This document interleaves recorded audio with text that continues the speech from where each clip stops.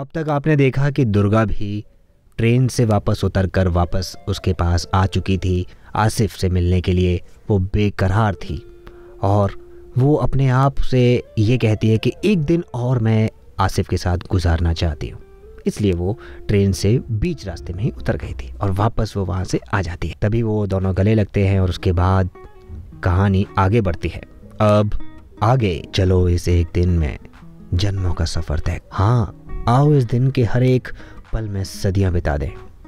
एक खूबसूरत दिन जो मरते दम तक, पर कल का क्या, हम इसके बाद क्या करेंगे आसिफ। तभी आसिफ और दुर्गा कहीं किसी जलेबी वाले के पास जाते हैं। वहाँ पर जलेबी बड़े अच्छे तरीके। तभी वो बोलता है, पता है दुर्गा, मेरी तेज याददाश्त तुम्हारे परफ्यूम की खुशबू कभी भूलने नहीं देगी।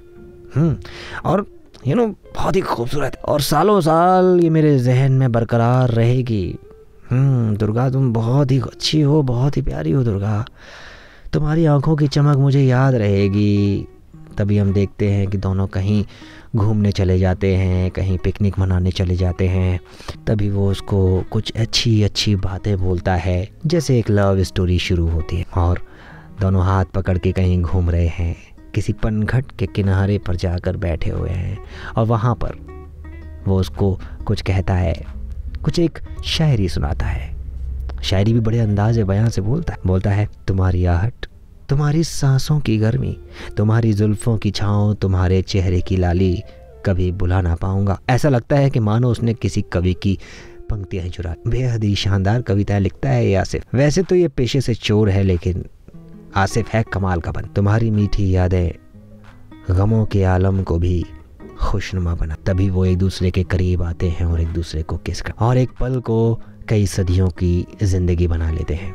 तभी हम देखते हैं अगले ही पल वो एक दूसरे को एक झूले गाड़ी पर देखते हैं। तभी फिर भी वो लगा हुआ है, वो अपनी बातों को रिझाने में लगा हुआ है। तुम्हारा जन्नती एहसास मेरी रूह से जुड़ा रहेगा दुर्गा। तुम्हारी बेशकीमती हंसी की खिलखिलाहट, तुम्हारी सतरंगी चूड़ियों की खनखनाहट, सब कुछ मेरे जहन में जिंदा रहेगा, मेरे जहन में जिंदा रहेगा। इस प्रकार से आसिफ अपने इश्क का बयां करता है दुर्गा के सामने। तभी हम देखते हैं कि दोनों एक दूसरे का हाथ थामे और आसिफ और दुर्गा एक दूसरे से, सच में आसिफ, मुझे भी ये खूबसूरत लम्हे याद रहेंगे, तुम भी मेरी यादों में मौजूद रहोगे, लेकिन मैं यह दिन हर रोज जीना चाहता, रोजाना मरते तब मुझे और हसीन यादें चाहिए जो कभी फीकी ना पड़े। इसके बाद हम देखते हैं कि आसिफ अंदर से होटल का दरवाज़ा बंद करता है और दुर्गा बड़ी मासूमियत से एक कोने में खड़ी हो। इसके बाद मैं कभी भी किसी और शख्स को अपना नहीं पाऊँ, इसलिए मुझे इस दिन को मेरे जीवन के आखिरी दिन की तरह जी। तभी हम देखते हैं दोनों एक दूसरे के करीब आ जाते हैं और आसिफ बिस्तर पर बैठ जाता। दुर्गा कहती है, मैं अपनी रूह को तुम्हारी रूह से जोड़ती हूँ आसिफ, आओ इस पल में अपना पूरा जीवन बिता। दोनों एक दूसरे के साथ खूब प्यार करते हैं। इसमें से खुशी का हर एक कतरा निकाल लें ताकि इन लम्हों की छाप हमारे मन से कभी ना छूटे, मरते दम तक नहीं। कहानी आगे बढ़ती है और हम अगले चैप्टर में देखते हैं कि कुछ समय पश्चात शाम का वक्त है, होटल में दोनों बैठे हुए और आसिफ मीट के एक टुकड़े को लेकर चीर रहा होता है और वो बोलता है ऐसे कुछ करके करता है। तभी वो बोलती है, धीरे ढूसो भूखे शेर, यह हम दोनों का एक साथ आखिरी दिन है, ना कि इस दुनिया में हमारा आखिरी दिन।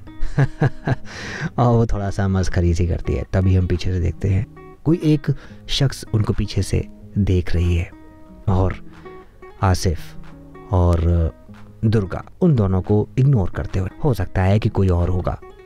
तभी आसिफ बोलता है, अरे मैं तो भूल ही गया, कल शाम 3 बजे तुम्हारी ट्रेन है। उस मनहूस वक्त को याद मत दिलाओ, अभी समय है हमारे पास, अभी हमारे पास 10 घंटे हैं, समझे ना? दुर्गा बिल्कुल सही कहा। तभी आसिफ कहता है कि मुझे पता है हमारे पास वक्त की किल्लत है, लेकिन हमें जय के परिवार से मिल लेना चाहिए। वे कभी जान नहीं पाएंगे कि जय के साथ क्या हुआ।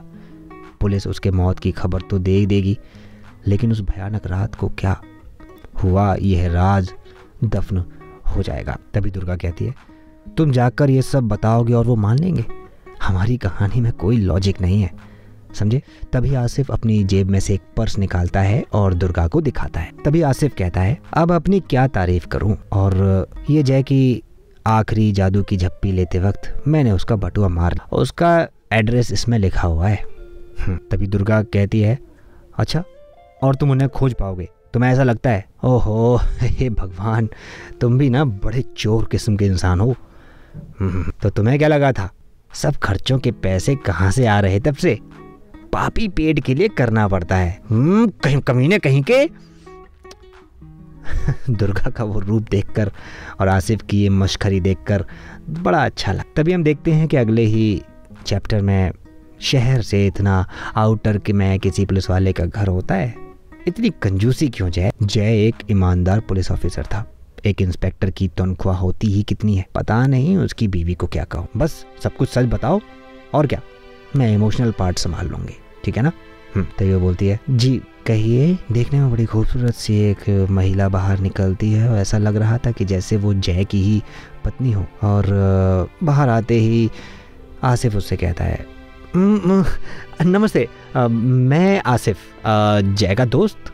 और तभी पीछे खड़ी दुर्गा कहती है, जी। तभी वो महिला कहती है, ओ, पर जय तो यहाँ नहीं है, वे तो 2 दिन से घर नहीं आए, काफ़ी परेशान है। मेरे ख्याल से ये उनका ही है, बस ये उनका ही है, हम बस यहाँ उनके साथ क्या हुआ ये बताना। तभी उस महिला के भौंकच्चे उड़ जाते हैं, यानी कि उसको ये एहसास होता है कि कुछ तो बुरा हुआ है जिसकी वजह से ये पर्स इसके पास। वो बोलती है, क्या मतलब, क्या हुआ उन्हें? आसिफ बोलता है कि ये बताना थोड़ा पेचीदा है, अंदर आकर बात करें क्या? कुछ देर के बाद हम देखते हैं कि आसिफ और दुर्गा ने जय की पूरी कहानी उसकी पत्नी को बता दी।